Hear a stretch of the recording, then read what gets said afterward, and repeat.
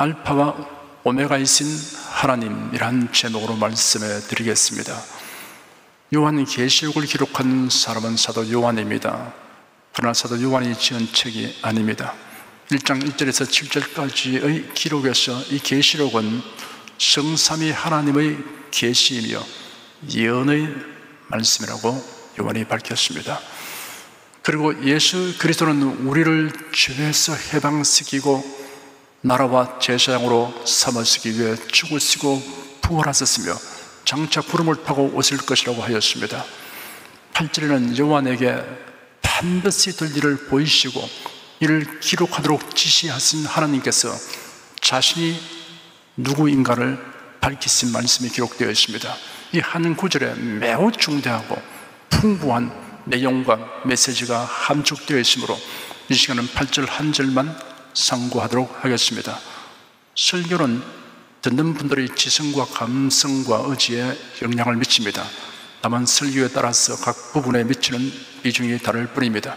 오늘 설교는 지성적인 면에 더 치중되어 있습니다. 가급적 이해하기 쉽게 설명하도록 하겠습니다. 그 설교는 연세가 많은 분들이 듣기는 어려울 것이다 라는 생각은 교회에서는 이치에 맞지 않습니다. 왜냐하면 교회에서 연세가 많은 분들은 신앙 경력이 많을 확률이 크기 때문입니다. 성경에 대하여, 신령한 일에 대하여 기초가 튼튼한 분들입니다. 이 어떤 설교를 듣는 분들은 선풍하는 설교든 가르치는 설교든 마음을 열고 즐겁게 듣는 자세를 가지는 것이 중요합니다. 오늘 본문인 8절을 보면 주 하나님이 가라사대 나는 알파와 오메가라, 이제도 있고 전에도 있었고 장차 올 자요 전능한 자라 하시더라 라고 기록되었습니다. 지금도 계시고 전에도 계셨고 앞으로 오실 전능하신 주 하나님께서 나는 알파와 오메가이다 라고 말씀하십니다 라고 원문을 번역할 수 있습니다. 하나님이 누구이신가를 세 가지로 계시하였습니다. 첫째는 지금도 계시고 전에도 계셨고 장차 오실 이라고 하였습니다.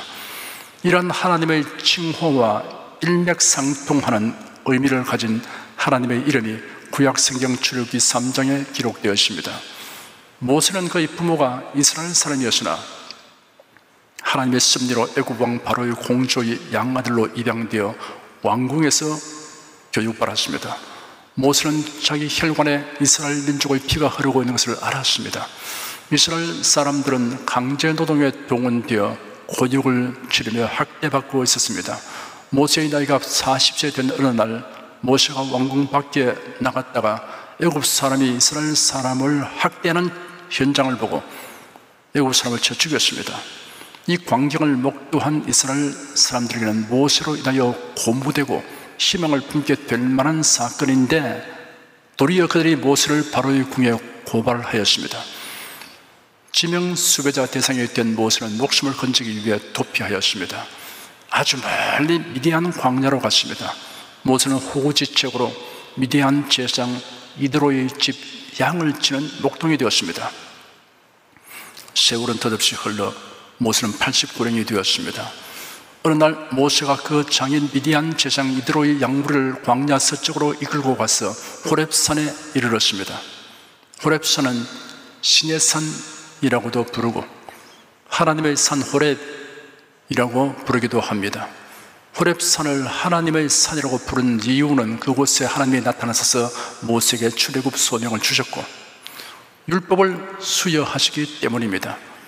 그때 여호와의 사자가 떨기나무 불꽃 가운데서 그에게 나타났습니다. 모세가 보니 떨기나무에 불이 붙었으나 그 떨기나무가 소멸되지 않았습니다. 떨기나무는 시내 광야 전역에서 흔하게 자라고 있는 일종의 아카시아 종류의 키 작은 가시덤불입니다.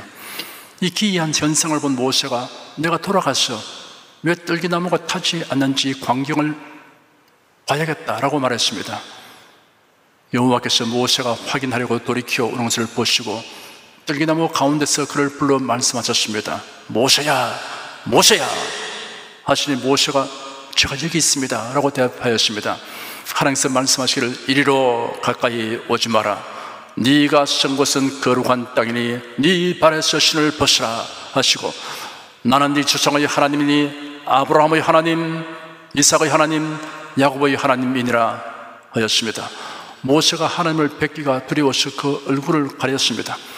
여호와께서 또 말씀하시기를 내가 애굽에 있는 내 백성의 고통을 분명히 보았고 그들이 그 감독자로 인한 부르짖음을 들었으며 그들의 고생을 알고 있으니 내가 내려가서 그들을 애굽 사람의 손에서 건져내어 그 땅에서 인도하여 아름답고 광대한 땅, 젖과 꿀이 흐르는 땅, 곧 가나안 족속, 헷 족속, 아모리 족속, 브리 족속, 히비 족속, 여부서 족속의 지역으로 데려가려고 한다. 그러므로 이제 보아라. 이스라엘 자손이 부르짖는 소리가 내게 들렸고 애굽 사람들이 그들을 괴롭게 하는 학대도 내가 보았으니 이제 내가 너를 바로에게 보내어 너로 내 백성 이스라엘 자손을 애굽에서 인도하여 내게 하리라 하였습니다. 모세가 하나님께 말하기를 제가 누구이기에 바로에게 가며 이스라엘 자손을 애굽에서 인도하여 내겠습니까? 하였습니다. 하나님께서 대답하시기를 내가 너와 함께 하겠다. 네가 애굽에서 백성들을 인도한 후에 너희들이 이 산에서 하나님을 예배할 것이니 이것이 내가 너를 보낸 표징이 될 것이다 하였습니다. 모세가 하나님께 말씀하기를 내가 이스라엘 자손에게 가서 너희 조상의 하나님이 나를 너희에게 보내셨다 하면 그들이 내게 묻기를 그분의 이름이 무엇이냐라고 물으면 제가 그들에게 무엇이라고 대답해야 합니까? 하였습니다. 하나님께서 모세에게 대답하시기를 나는 스스로 있는 자니라 하시고 또 말씀하시기를 너는 이스라엘 자손에게 이같이 말하기를 스스로 있는 자가 나를 내게 보냈었다 하라 하였습니다. 옛날 왕이나 군주들은 사신을 보낼 때 그 사신에게 자신의 권위를 전적으로 위임한다는 의미에서 자신의 이름이 새겨진 인장을 주거나 그 인장이 찍힌 문서를 주었습니다. 모세가 하나님의 이름을 물은 이유도 일종의 신임장을 요구한 것과 같습니다. 나는 스스로 있는 자니라의 원어는 에흐예 아슈에르 에흐예입니다. 이해를 돕기 위해 설명하는 데 필요한 원어나 영어 단어들을 부득이 사용하게 되는 것을 이해하시기 바랍니다. 에흐예는 있다는 의미를 가진 히브리어 하야의 1인칭 미완료형으로 나는 존재한다라는 뜻입니다. 에흐예 아슈에르 에흐예 I am who I am 나는 곧 나다. 달리 말하여 나는 스스로 있는 자라는 뜻을 지닙니다. 하나님은 스스로 있는 자이시므로 나는 나다라고 하실 수밖에 없습니다. 절대 완전하고 독립적이며 원인과 결과라는 법칙을 초월하시고 모든 존재의 근거와 기반이 되시는 하나님의 본질과 속성을 그대로 반영한 이름입니다.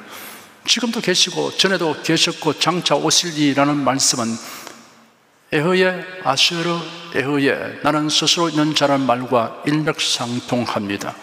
이는 하나님께서 자신의 자존성, 영원성, 절대성을 나타내는 자기 계시입니다. 스스로 있는 자란 하나님의 자존성을 의미합니다.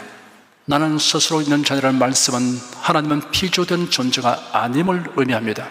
자존성이란 자신 안에 자기의 존재 기반을 갖고 있다는 말입니다. 다른 존재에 의해서 도움을 얻거나 영향을 받아 존재하게 된 것이 아님을 명백하게 나타냅니다. 하나님은 존재의 원인을 스스로 가지는 순수한 독립적 존재입니다. 하나님은 그 누구에게 어떠한 도움이나 공급을 바라실 필요가 없었으며 그 어떤 것도 의존하시지 않았습니다. 천지와 만물을 창조하시고 인간을 지으신 것도 하나님에게 무엇이 부족함이 있었기 때문이 아닙니다. 하나님의 능력과 영광의 풍성을 드러내신 것입니다. 스스로 있는 자란 절대 완전하시고 독립적이시며 이런 모든 존재의 근거와 기반이 되심을 의미합니다. 그러므로 스스로 있는 자는 만물을 지으신 창조자이십니다. 천지 만물은 스스로 있는 자로 말미암아 존재하게 되었습니다. 하나님은 우주 안의 모든 법칙과 모든 존재의 근원과 기반이 되십니다. 이 생에 존재하는 모든 것이 하나님의 피조물입니다. 스스로 있는 자이신 하나님에 의하지 아니하고 하나님을 떠나 독립적으로 존재하는 사물은 하나도 없습니다. 스스로 있는 자란 하나님의 영원성을 의미합니다. 영원은 시간, 개념에서처럼 시작과 끝이 있는 것이 아닙니다. 시편 90편 2절에 산이 생기기 전 땅과 세계도 주께서 조성하시기 전 곧 영원부터 영원까지 주는 하나님이십니다 하였습니다. 하나님은 시간의 제한을 받지 않으십니다. 시간과 공간도 하나님의 창조에 의해 존재하게 되었습니다. 하나님은 시간이 있기 이전에 계셨습니다. 하나님은 시간과 공간 안에서 활동하시면서도 시간과 공간을 초월하여 계십니다. 하나님이 영원하시기 때문에 그의 언약도 불변하며 신실합니다. 그러므로 스스로 있는 자신 영원하신 하나님의 언약을 믿고 행하는 자는 부끄러움을 당하지 않습니다. 스스로 있는 자는 하나님의 절대성을 의미합니다. 절대적이라는 말은 동등하거나 견줄 수 있는 것이 없다는 뜻입니다. 세상의 모든 것들은 상대적인 가치와 의미를 가지는 것이지만 하나님은 절대자이십니다. 그러므로 하나님의 의지와 권위를 침범할 자가 없습니다. 하나님은 모든 일을 그 마음의 원대로 행하십니다. 스스로 있는 자는 하나님의 유일성을 의미합니다. 유일성이란 오직 하나뿐임을 뜻합니다. 하나님은 자존하시고 영원하시며 절대자이시므로 유일하심이 합당합니다. 그러므로 유일한 경배의 대상입니다. 하나님은 인간의 상상과 기술로 어떤 형상을 만들어 표현할 수 있는 분이 아니십니다. 십계명의 제1계명과 제2계명에 너는 나 외에는 다른 신들을 네게 있게 말지니라.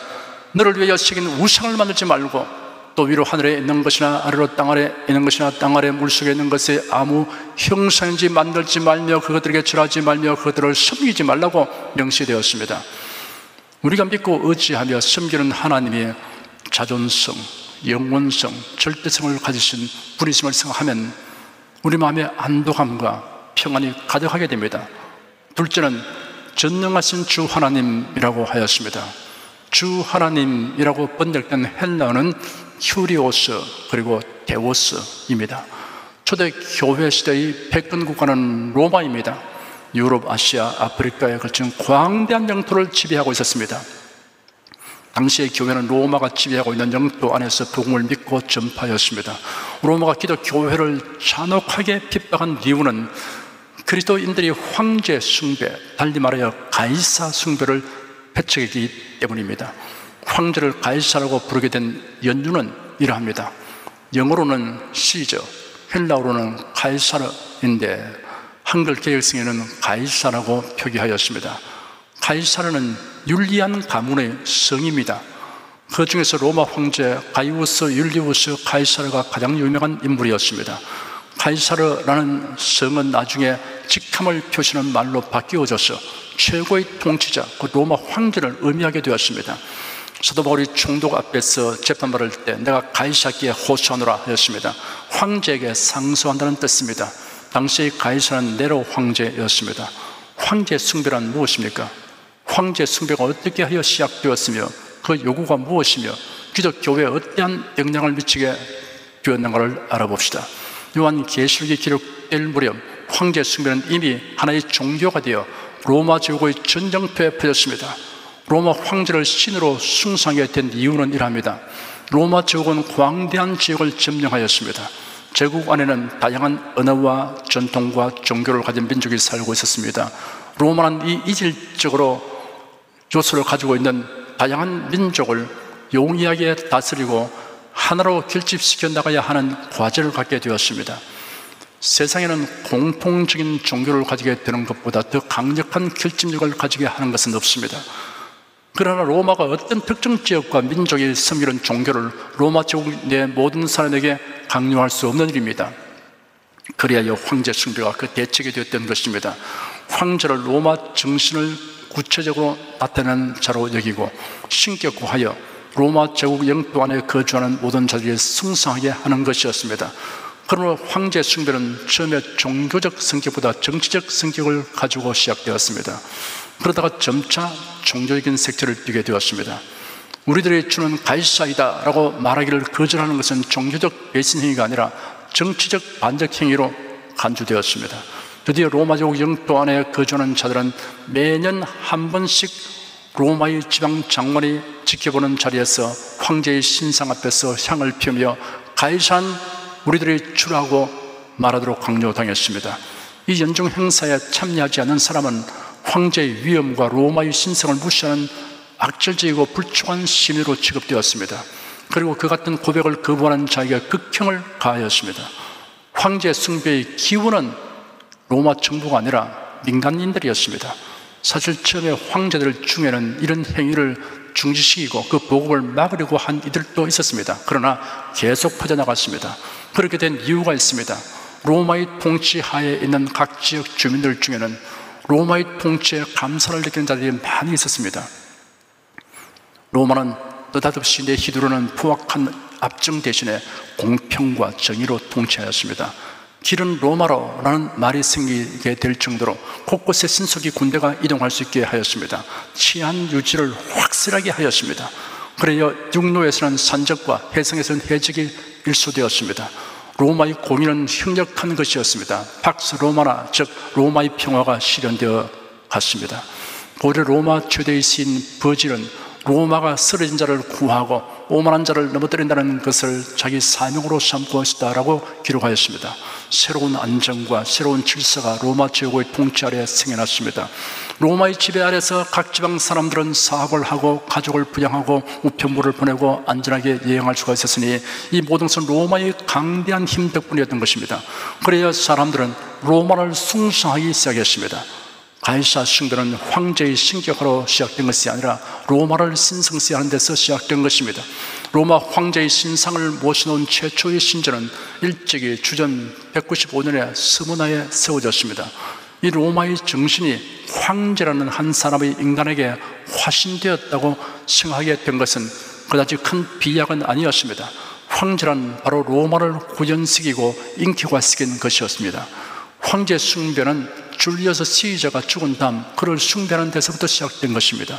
주전 29년 아우구스투스 황제는 아시아와 비두니아 지방 주민들에게 여신 로마와 신격화된 줄리어스 시저를 모실 신전을 에베소와 니케아에 세우는 것을 허가하고 로마 시민들은 이 신전에서 예배하기를 권장하였던 것입니다. 처음에는 현존하는 황제를 예배하는 것은 로마의 시민권을 갖지 않은 지방민들에게 허락된 것이며 시민권을 가진 사람을 위한 것이 아니었습니다. 그러나 추상적인 신보다는 실제로 볼 수 있는 신을 예배하는 것이 인간입니다. 점차로 사람들은 여신 로마보다도 살아있는 황제를 예배하기에 이르렀습니다. 드디어 황제 예배는 로마 지역의 보편적인 종교가 되어갔습니다. 그리고 사제 제도가 발전되고 예배는 교구에 따라 편성되고 그 교구 직원들은 최고의 영예를 받게 되었습니다. 황제 예배가 처음에는 결코 배타적인 의도가 있었던 것은 아니며 다른 종교를 쓸어버리는 의도도 없었습니다.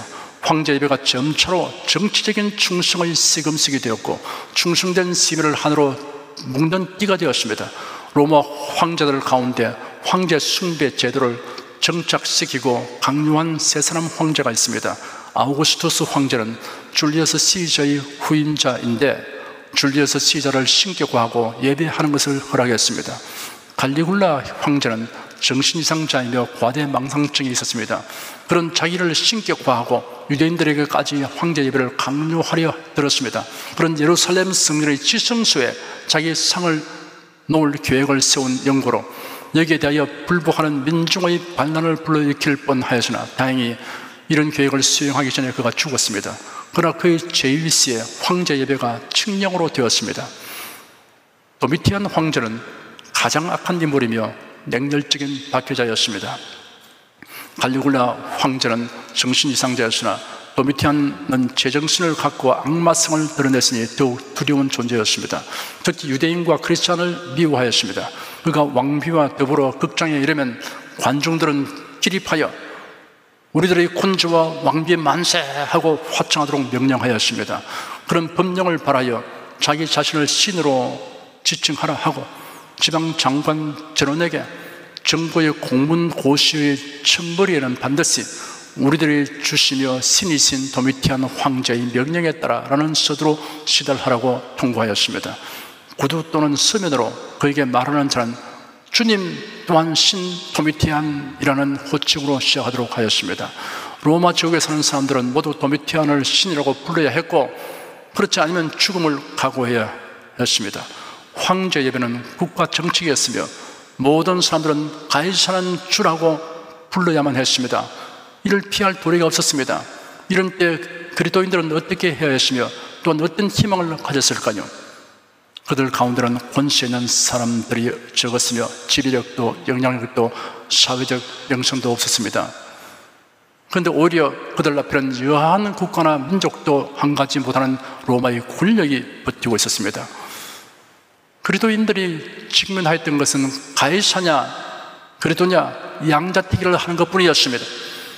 요한계시록은 이러한 형편에 처해 있는 신자들에게 크나큰 격려가 되었습니다. 당시의 그리스도인들은 이러한 현실 재편에 신앙의 절기를 지킨 자들에게 약속된 복과 영광을 바라보았습니다. 계시록은 생명의 멸류관을 얻기 위해 죽도록 충성하라고 격려하고 있습니다. 계시록에는 예수 그리스도만이 나의 주 나의 하나님이라고 믿고 고백하는 사람만이 얻게 될 구원과 영광이 모두 기록되어 있습니다. 예수로만이 주 하나님이 되심을 믿는 것이 기독교 신앙의 핵심이며 본질입니다. 오늘날 우리의 현실은 어떠합니까? 초대 교회 성도들은 생명을 내어놓고 신앙의 절기를 지켰습니다. 그런데 오늘날 우리 주위에는 세상의 칭찬과 명성을 얻기 위해 복음을 혼잡하게 전하는 자들이 많이 생겨나고 있습니다. 교인들, 심지어 교육자들 중에도 자기가 속한 교회가 종교다원주의, 종교통합운동에 참여하고 있는 것에 무감각한 자들이 수다합니다. 이런 말세의 징조 중에 하나입니다. 전능하신 주 하나님이라고 하였는데 전능하신 이란 말은 신약 성경에서 7번 사용되었습니다. 고린도후서 6장 18절에 기록되었고 나머지는 다 계시록에 기록되었습니다. 전능이라는 말은 하나님의 절대적인 권능과 주권을 의미합니다. 하나님께서 모든 것을 지배하시고 통솔하시며 장악하신다는 뜻입니다. 세상의 어떤 통치자라도 절대적인 권능과 주권을 가진 자는 없습니다. 셋째는 나는 알파와 오메가라 하셨습니다. 알파와 오메가는 헬라어 자모의 처음과 끝 글자입니다. 그러므로 처음과 나중, 시작과 끝이라는 의미를 그 가운데 함축하고 있습니다. 하나님의 고유한 이름인 여호와가 야호호로 발음되기도 합니다. 이것을 헬라어 발음으로 헬라어 알파벳의 음을 따서 이하오라고 표기했습니다. 월드컵에서 우리나라 축구 감독을 맡았던 히딩크 감독의 이름이 처음에는 구스 히딩크 등 몇 가지로 불렀습니다. 결국 본인의 요청에 따라서 거스 히딩크로 부르게 되었습니다. 이처럼 외국어 고유명사를 자국어로 표기하거나 번역하는 데는 어려움이 따릅니다. 이하오는 헬라어의 24개 알파벳 가운데 이오타, 알파, 오메가라는 3개의 알파벳으로 적게 됩니다. 헬라어로 표기되는 여호와의 이름이 알파와 오메가로 구성되는 것이 기이하고 흥미로운 일입니다. 더욱 신기한 것은 계시록 1장 8절에서 요한이 환상을 보기 전에 나는 알파와 오메가라 하신 하나님께서 계시록의 마지막 장인 21장 6절에도 나는 알파와 오메가요 처음과 나중이라 하셨습니다. 나는 알파와 오메가라는 말씀에는 하나님께서 만물의 창조주로서 모든 만물보다 앞서 계시고 또한 만물을 종말론적인 성취로 이끄시는 분이시라는 뜻이 있습니다. 이제도 있고 전에도 있었고 장차 올 자이신 전능하신 주 하나님은 창조의 시작으로 알파이시며 새 창조의 완성으로 오메가이십니다.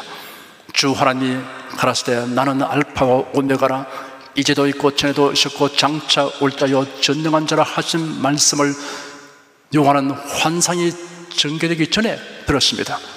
주님께서 요한에게 그가 보고 받게 될 환상과 계시가 누구로부터 주어지게 되는 것을 확인시켜 주신 것입니다. 마치 어떤 계약서나 중대한 서류에 인감 도장으로 날인하듯 하셨습니다. 중대한 계약이나 약정에 있어서 그 서류에 날인한 사람의 인격과 능력에 대해 잘 알지 못하면 그 서류를 팔아도 불안감이 있기 마련입니다. 그러나 날인한 상대의 인격과 능력이 훌륭한 것을 잘 알고 있으면 평안할 것입니다. 주 하나님을 믿지 않는 사람은 주 하나님이 가라사대 때 나는 알파와 오메가라 이제도 있고 전에도 있었고 장차 올 자요 전능한 자라 하시더라는 말씀을 들어도 별 감흥이 없을 것입니다. 반면에 주 하나님을 믿는 사람은 이 말씀에 큰 기쁨과 소망을 얻게 됩니다. 그리고 그 다음에 기록된 계시의 말씀에 당연히 깊은 관심을 가지게 됩니다.